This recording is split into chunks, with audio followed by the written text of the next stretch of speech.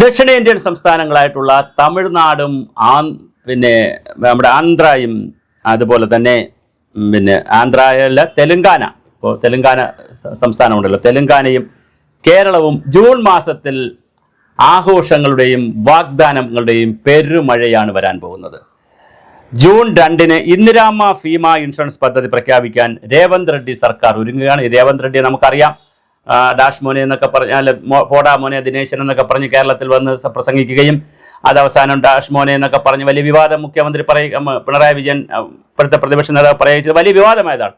ആ രേവന്ത് റെഡ്ഡിയുടെ അവിടെ ഇന്ദിരാമ്മ ഭീമ ഇൻഷുറൻസ് പദ്ധതി ജൂൺ 2-ന് ആരംഭിക്കുകയാണ്. സംസ്ഥാനത്ത് 1.25 കോടി 1,15,00,000 ആളുകൾക്ക് അതിൻ്റെ ഗുണം കിട്ടുന്ന വലിയ പരിപാടിയാണ് പദ്ധതി. വാഗ്ദാനങ്ങൾ നിറവേറ്റുക തന്നെ ചെയ്യുമെന്ന് ഉപമുഖ്യമന്ത്രി മല്ലു ഫാട്ടി വിക്രമാർക്ക പറഞ്ഞു. അതുപോലെ വനിതാ സ്വയം സംഘങ്ങൾക്ക് 20,000 രൂപ മുതൽ 1,00,000 രൂപ വരെ വായ്പ നൽകുന്ന പരിപാടി ആരംഭിച്ചു. വനിതാ സ്വയം സംഘങ്ങൾക്ക് സോളാർ വൈദ്യുത സംവിധാനം നൽകുന്ന പദ്ധതിക്ക് മെയ് 27 നാളെ തുടക്കമാകും.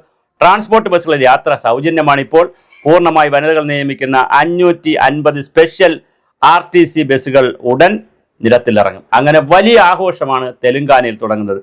തമിഴ്നാട്ടിലെ വിജയും ഒട്ടും മോശമല്ല. തമിഴ്നാട് ജോസഫ് വിജയ് നയിക്കുന്ന തമിഴ്നാട് സർക്കാരും വലിയ ജനകീയ പദ്ധതികളാണ്. നേരത്തെ സ്റ്റാലിൻ നടപ്പിലാക്കുകയും പിന്നെ നിർത്തലാക്കുകയൊക്കെ ചെയ്തിരുന്ന ഒരു പദ്ധതി 2021-ൽ നടപ്പിലാക്കിയ സ്വർണ്ണപ്പണയ വായ്പ എഴുത്തള്ളൽ പദ്ധതി. 40 ഗ്രാം സ്വർണ്ണപ്പണയം വരെ, അപ്പോൾ ഒരു 5 പവൻ വരെ വച്ചിരിക്കുന്ന സ്വർണ്ണ വായ്പകൾ എഴുത്തള്ളാൻ സ്റ്റാലിൻ തീരുമാനിച്ചിരുന്നു. അത് 11.7 ലക്ഷം പേർക്ക് അന്ന് ആശ്വാസം ലഭിച്ചു. സഹകരണ ബാങ്കുകളിലെ ആകെ 4,904 കോടി രൂപയുടെ വായ്പകളാണ് അന്ന് എഴുതിത്തള്ളിയത്. സ്വർണ്ണ മത ഇടപാടുകൾ തിരികെ നൽകുകയും ചെയ്തു. വിജയിയുടെ തമിഴക വെട്ടിക്കഴകം സംസ്ഥാന ഓരോ വധുവിനും, അതായത് കല്യാണം കഴിക്കുന്നവർക്കും 1 പവൻ സ്വർണ്ണാഭരണവും 1 സിൽക്ക് സാരിയും വാഗ്ദാനം ചെയ്തിട്ടുണ്ട്.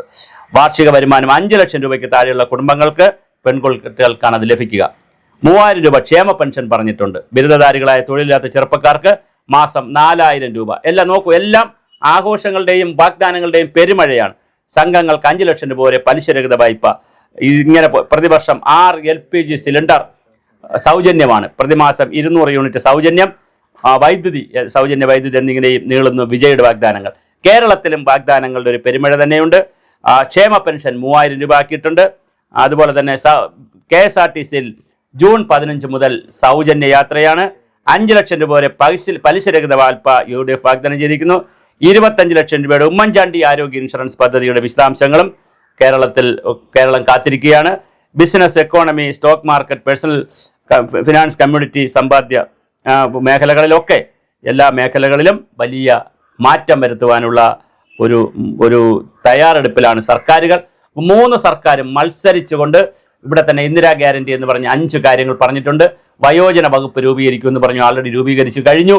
അതുപോലെ തന്നെ പിന്നെ വന്നൊരു പ്രധാനപ്പെട്ട കാര്യമാണ് സൗജന്യം. വിദ്യാർത്ഥികൾക്കല്ല വനിതകൾക്കുള്ള 50% വരുന്ന യാത്ര ചെയ്യുന്ന വനിതകൾക്ക് വരുന്ന സൗജന്യം അത് ജൂൺ 15 നടപ്പിലാക്കുമെന്ന് പറയുന്നു.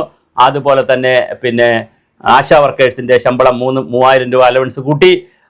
അതുപോലെ പിന്നെ ഇനിയും വരാനിരിക്കുന്ന കാര്യങ്ങളിൽ ഇന്ദിരാ ഗ്യാരണ്ടിയിൽ ഇന്ദിരാ ക്യാൻറ്റീനുകൾ തുറക്കാൻ സാധ്യതയുണ്ട്. ബഡ്ജറ്റിൽ വലിയ പ്രഖ്യാപനങ്ങൾ വരാനുള്ള വലിയ സാധ്യതകളുള്ളത്.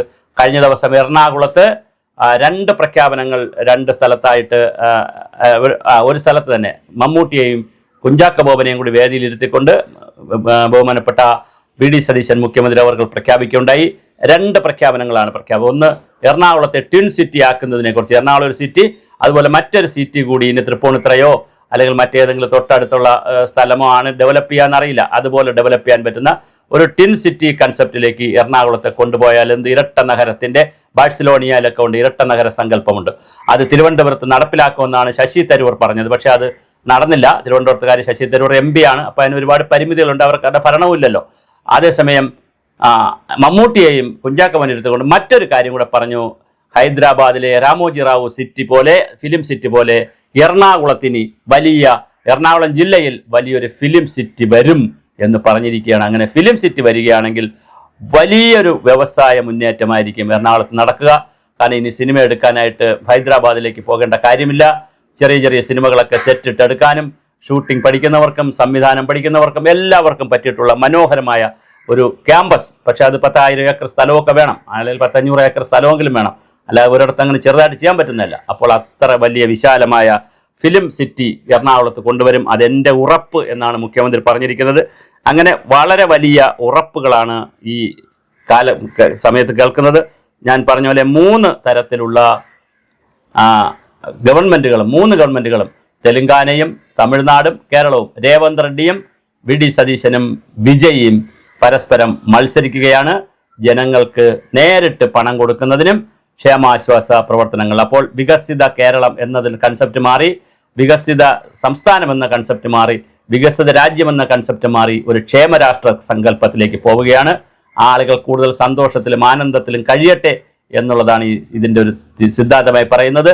നേരത്തെ തമിഴ്നാട്ടിൽ ഒരുപാട് ആനുകൂല്യങ്ങൾ ജയലളിതയാണ് തുടങ്ങി വെച്ചത്. അവിടെ സൈക്കിൾ കൊടുക്കുമായിരുന്നു, കമ്പ്യൂട്ടർ കൊടുക്കുമായിരുന്നു, ലാപ്ടോപ്പ് കൊടുക്കുമായിരുന്നു, മൊബൈൽ കൊടുത്തു, അതുപോലെ തന്നെ മിക്സി, ജാറ്, അതുപോലെ തന്നെ ഫ്രിഡ്ജ്, TV, ഇങ്ങനെ ഒരുപാട് കാര്യങ്ങൾ കൊടുക്കുമായിരുന്നു. ഇപ്പോഴിതാ പുതിയ 3-4 കാര്യങ്ങൾ വന്നിരിക്കുന്നു. 3 സംസ്ഥാനവും വലിയ ആഘോഷമാണ് ഇത് ജൂൺ മാസത്തിൽ കേൾക്കാൻ പോകുന്നത്. അപ്പോൾ ജൂൺ മാസം കേരളത്തിൽ ബഡ്ജറ്റ് വരുന്നു. അപ്പോൾ ജൂണിൽ കേരളത്തിലും തമിഴ്നാട്ടിലും തെലുങ്കാനയിലും 3 സ്ഥലത്തെയും പ്രത്യേകത, 3 സ്ഥലത്തും പ്രതിപക്ഷമാണ് ഭരിക്കുന്നത്. രാജ്യം ഭരിക്കുന്ന കക്ഷിയല്ല, BJP അല്ല. അവിടെ തെലുങ്കാനയിൽ കോൺഗ്രസ്, കേരളത്തിൽ കോൺഗ്രസ്, തമിഴ്നാട്ടിൽ കോൺഗ്രസ് കൂടിയുള്ള വിജയിയുടെ ഗവൺമെൻറ്. അപ്പോൾ ഈ 3 ഗവൺമെൻറ്റും വളരെ വലിയ പ്രഖ്യാപനങ്ങളാണ് പ്രഖ്യാപിച്ചുകൊണ്ടിരിക്കുന്നത്. അത് ജൂൺ മാസത്തിൽ സാഫല്യമാകുമെന്നാണ് നമ്മൾ കരുതുന്നത്.